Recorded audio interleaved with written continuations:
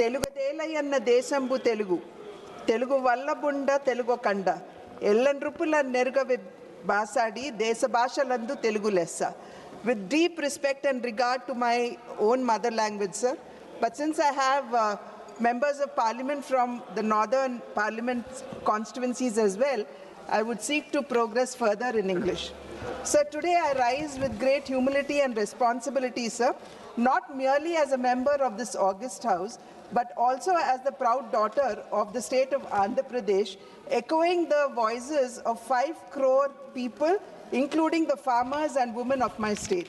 Sir, what I place before this house today is simply not about a city or a town, but it is about sacrifice, about constitutional fairness, and about the moral duty of the Indian state. So when AP was bifurcated, or Andhra Pradesh was bifurcated in 2014, sir, leaving Hyderabad, the joint capital of the newly formed state of Telangana as well as the residual state of Andhra Pradesh needed a new administrative center. Amaravati, sir, keeping in mind its spiritual, its historical, as well as its religious significance in mind, was actually identified to be the capital of our state. Sir, Telangana began its journey with Hyderabad as the capital, sir, which was ready, functional, and globally recognized, but Andhra Pradesh did not have a capital, neither did it have a secretariat, an assembly, or administrative ecosystem. Sir, on the 8th of February 2014, sir, that should be considered a black day in the annals of Indian parliamentary history, because it was on that day, sir, that the doors were shut, the cameras were shut down, there was no healthy discussion, but yet a state was bifurcated on the floor of the house, sir.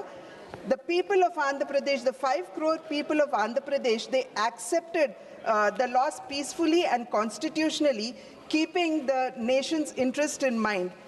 That quiet dignity, sir, laid the emotional foundation for our capital, Amaravati. There were 3 states, sir. I would like to remind the House that in the year 2000, when one of the greatest statesmen of our country, Shri Atal Bihari Vajpayee ji, was the Prime Minister of our country, 3 states were formed, sir: Jharkhand, Chhattisgarh, and Uttarakhand. And all of them, sir, they did get as their hereditary a capital, or for that matter, an area was identified to be the capital of the state. But Andhra was subjected to deep humiliation, and this was probably the first state in the entire history, sir, where a state was created with a residual state was left, sir, with no capital at all.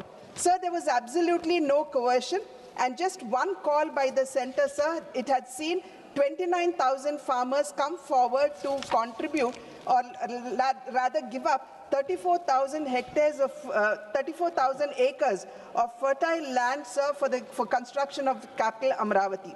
Therefore, Amaravati, sir, is not a mere transaction, but it is a social covenant. And today, probably that is why Amaravati will be remembered in history, sir, as India's first people capital, built not by coercion, but built by belief, sir. Sir, when the Honorable Prime Minister, Shri Narendra Modi ji, was in Andhra Pradesh and he laid the foundation stone for Amaravati in 2015, that was a moment of reassurance to a wounded state. Sir, it was an assurance from the nation directly to the state of Andhra Pradesh. In 1953, sir, the state of Andhra Pradesh was formed based on linguistic identity. Fighting discrimination against the Teluguites in the then Madras presidency, there was a demand for a creation of a special linguistic-based state, sir. And it was late Shri Potti Shri Ramal Garu's sacrifice, sir, which probably led to his death and had also led to the formation of the state. Sir, it should be remembered here today that sacrifice, it had laid the moral and emotional foundation of the state of Andhra Pradesh. However, sir, the bifurcation that had happened on 18th of February 2014, the bifurcation was not against any kind of injustice to the other part of the state, but was driven by sheer and pure political gains by the then Congress-led UPA government, sir. Unlike the earlier movement rooted in sacrifice and political aspiration, the bifurcation, sir, was carried out in a manner that raises serious constitutional, moral, as well as ethical concerns. Sir, between the years 2019 to 2024, Andhra Pradesh had seen a period of deep uncertainty regarding the capital, sir, which was the result of the absolute thoughtless and mindless decision of multi-capitals taken by the then YSRCP government. Sir, despite the then LOP in the state of Andhra Pradesh, on the floor of the assembly, accepting to the establishment of Amaravati as the capital, and despite him reiterating that if not 34,000 acres, 50,000 acres should be taken to create a futuristic, wonderful, beautiful capital for the state of Andhra Pradesh, it was he who changed his words, sir, and brought onto the scene the multi-capitals with the stated objectives of decentralized development.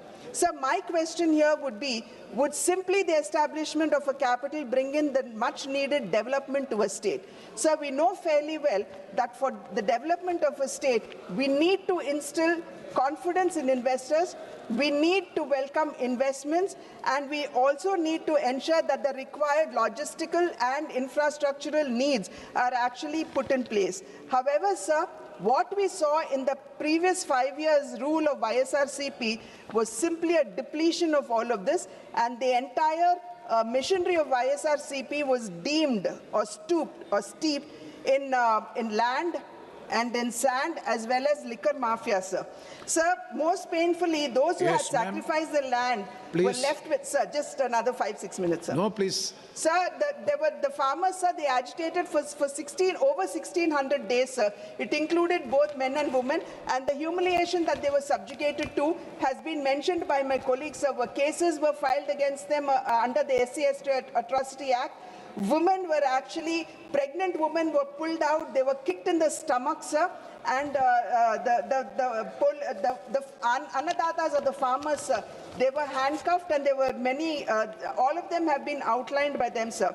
But here, sir, as a woman member of this house, I say with great restraint and responsibility that when peaceful women protesters are met with force, democracy must pause and must introspect.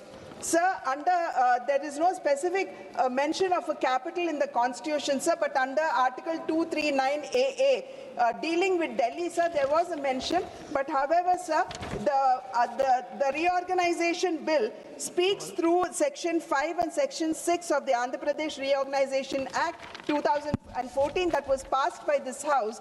It speaks about the capital, sir. And therefore, sir, if there has to be any change in the capital, it will and must have to come back to the Parliament for its, just 2 minutes, sir. It must come back to the House for its ratification. So furthermore, the central government, sir, despite it not being part of it, the central government had provided its entire support to the capital, sir. It could be the 1,500 crores that it gave for the development of infrastructure in the CRDA. It could be the 20,000 crores for the outer ring road, the 29,000 crores for connecting Rayalaseema Anantapuram with Amaravathi, sir. Polavaram being given the national project status, where the 7 mandals which were residually left behind in Telangana were again brought back to Andhra Pradesh. Otherwise, Polavaram dream would not have been realized. It could also be the support, sir. I was listening to Manikam Thakurji, and he was mentioning that there's no support being given to the capital Amaravati. So may I remind my honorable colleagues, sir, that through HUDCO, 11,400 crores have been given, and again, along with the World Bank, the center has also given 15,000 crores for the capital, sir. Special category status was never made part of the bill, even by the UPA government at that point of a time. But the present government, sir, the NDA government at the center, has been giving its full support, sir. Sir, in conclusion, since paucity of time, you've been reminding me that my time is over. Sir, Andhra Pradesh, sir, today is,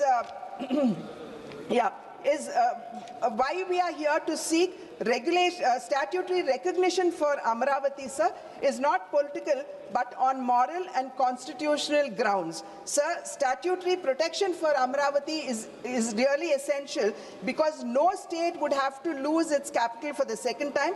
No farmer, being whether a man or woman, should fear no policy reversal. Investors need certainty and not shifting of capitals, and a reorganized state, sir, it deserves stability and experiment. No, sir, please. in conclusion, sir, I would like to only say that Andhra Pradesh today is seeking no privilege, sir. It seeks certainty.